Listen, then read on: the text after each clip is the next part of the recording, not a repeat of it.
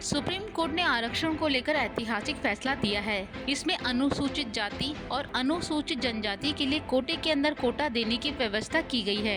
यहाँ 7 न्यायाधीशों की पीठ ने 6-1 के बहुमत से फैसला दिया है कि राज्यों को संवैधानिक रूप से अनुसूचित जाति और अनुसूचित जनजाति के अंदर सब क्लासिफिकेशन करने का अधिकार है, जिससे आरक्षण के जरिए ज्यादा से ज्यादा जाति समूह के लोगों के उत्थान में मदद मिल सके। सुप्रीम कोर्ट के इस फैसले के बाद किसे फायदा मिलेगा और ये फैसला क्यों लिया गया, इस बारे में हम आपको इस वीडियो में बताएंगे, तो आप हमारे साथ वीडियो के अंत तक बने रहिएगा।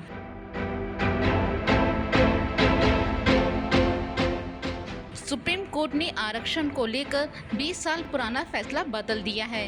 इस फैसले के पीछे उन याचिकाओं को आधार बनाया गया है जिसमें कहा गया है कि अनुसूचित जाति और जनजातियों के आरक्षण का फायदा उसमें शामिल कुछ ही जातियों को मिला है। इससे कई जातियां पीछे रह गई है। उन्हें मुख्य आधार में लाने के लिए कोटे में कोटा होना जरूरी है।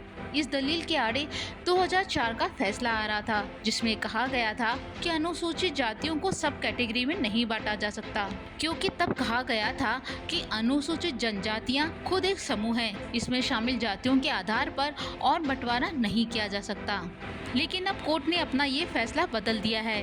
अब नए फैसले में कहा गया है कि SC/ST कोटे में उपवर्गीकरण किया जा सकता है, यानी सब कैटेगरी की जा सकती है। 7 जजों की संविधान पीठ ने EV चिन्नैया के 2004 के फैसले को पलट दिया है। वहीं इस मामले की सुनवाई के दौरान जस्टिस पंकज मित्तल ने कहा कि आरक्षण की समय समय पर समीक्षा करनी चाहिए, जिससे पता लगाया जा सके कि क्या दूसरी पीढ़ी सामान्य वर्ग के साथ कंधे से कंधा मिलाकर चल रही है। जस्टिस मित्तल ने स्पष्ट रूप से कहा, आरक्षण किसी वर्ग में केवल पहली पीढ़ी के लिए होना चाहिए। अगर दूसरी पीढ़ी आ गई है तो आरक्षण का लाभ नहीं दिया जाना चाहिए। आपको बता दें कि इस मामले में चीफ जस्टिस DY चंद्रचूड़ के अलावा जस्टिस BR गवाई, जस्टिस विक्रमनाथ, जस्टिस बेला M Trivedi, justice Pankaj Mittal, justice Manoj Mishra और जस्टिस सतीश चंद्र मिश्रा शामिल थे। सुप्रीम कोर्ट के इस फैसले के बाद राज्य सरकारें अनुसूचित जातियों में शामिल अन्य जातियों को भी कोटे में कोटा दे सकेंगी, यानी अनुसूचित जातियों की जो जातियां वंचित रह गई है उसके लिए कोटा बनाकर उन्हें आरक्षण दिया जा सकेगा।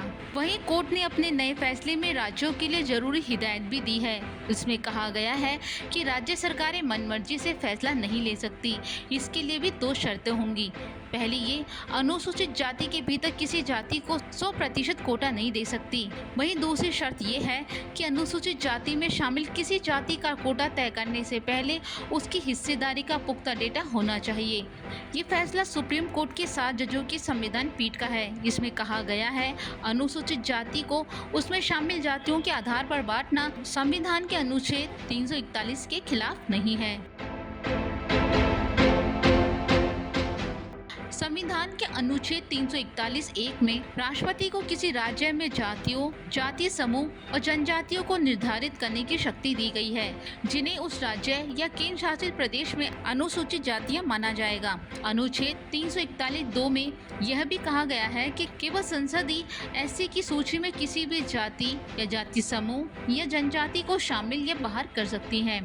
EV चिन्नैया मामले में अदालत ने कहा था कि SC को समान रूप से ट्रीट किया जाना चाहिए, क्योंकि संविधान ने उसके लिए तमाम लाभ की कल्पना की थी। हालांकि निर्णय में CJI चंद्रचूड़ ने इस आधार को खारिज करते हुए कहा कि राष्ट्रपति की सूची में शामिल होने का तात्पर्य ये नहीं है कि किसी जाति को और वर्गीकृत किया जा सकता है।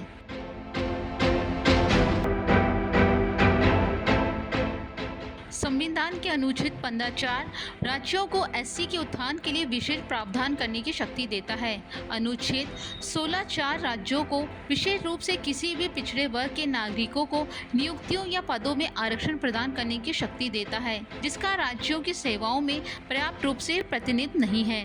EV चिन्नैया मामले में अदालत ने कहा कि इन अनुच्छेदों के तहत दी गई शक्ति राज्य के पिछड़े वर्गों को शिक्षा और रोजगार में कोटा प्रदान करने तक सीमित थी। अदालत ने यह भी माना कि एक बार पूरी तरह से SC को आरक्षण प्रदान कर दिया गया है, जिसके बाद वो राज्यों के हाथों में नहीं रह गई है कि वो पहले से ही संविधान द्वारा मान्यता प्राप्त कैटेगरी को सब कैटेगराइज करें और ऐसी सूची के अंदर पहले से अतिरिक्त कोटा दें। सुप्रीम कोर्ट बेंच ने कहा, अनुच्छेद 15 और 16 के तहत अपनी शक्ति का प्रयोग करते हुए राज्य पिछड़ेपन को देखते हुए विशेष प्रावधान प्रदान करने के लिए स्वतंत्र है। सुप्रीम कोर्ट के बेंच ने राज्यों के लिए सब कोटा कैसे तय करना है यह भी निर्धारित किया है। इसके तहत राज्यों को उस उपजाति के संरक्षण की आवश्यकता साबित करनी होगी, उसके पक्ष में प्रामाणिकता साक्ष्य लेने होंगे और उपसमूह को वर्गीकृत करने के लिए एक तर्कसंगत आधार देना होगा। इसके साथ ही स्तर को अदालत में साबित करना होगा। मुख्य न्यायाधीश ने रेखांकित किया है कि सार्वजनिक सेवाओं में किसी भी प्रकार का प्रतिनिधित्व केवल संख्यात्मक प्रतिनिधित्व नहीं होना चाहिए। राज्यों को ये साबित करना होगा कि अनुसूचित जाति में बनाई गई उपजाति ज्यादा वंचित है और उसका प्रतिनिधित्व अपर्याप्त है। जस्टिस गवई ने एससी और एसटी के लिए ओबीसी की तरह क्रिमिनियर का सिद्धांत पेश करने के लिए कहा है। इस सिद्धांत में आरक्षण पात्रता पर एक आय सीमा निर्धारित की गई है, जिसमें देखा जाता है कि लाभार्थी वो हो जिन्हें समुदाय में कोटा की सबसे ज्यादा जरूरत है। 7 में से 4 न्यायाधीश हो, जस्टिस विक्रमनाथ, पंकज मित्तल और सतीश चंद्र शर्मा ने इस मामले में जस्टिस गवई की राय से सहमति जताई है। 1975 में पंजाब के मुख्यमंत्री ज्ञानी जैल सिंह, 1994 में हरियाणा के मुख्यमंत्री भजन लाल और 1997 में आंध्र प्रदेश के मुख्यमंत्री चंद्रबाबू नायडू ने दलितों में सबसे वंचितों को हिस्सा देने के लिए एससी कोटा को उपसमूह में विभाजित किया था। 2004 में सुप्रीम कोर्ट के फैसले से ये रास्ता बंद हो गया तो बिहार के मुख्यमंत्री के रूप में नीतीश कुमार ने अलग रास्ता निकाला। उन्होंने महादलित नाम से एक अलग कैटेगरी बना ली, जिसमें दुशात को छोड़कर लगभग सभी दलित समूह को शामिल कर लिया गया। इन्हें आरक्षण देने का विकल्प तो नहीं था, लिहाजा नीतीश सरकार ने 2010 के विधानसभा चुनाव से पहले इन्हें मकान, छात्रवृत्ति, एजुकेशन लोन, स्कूल ड्रेस आदि सुविधाएं दी।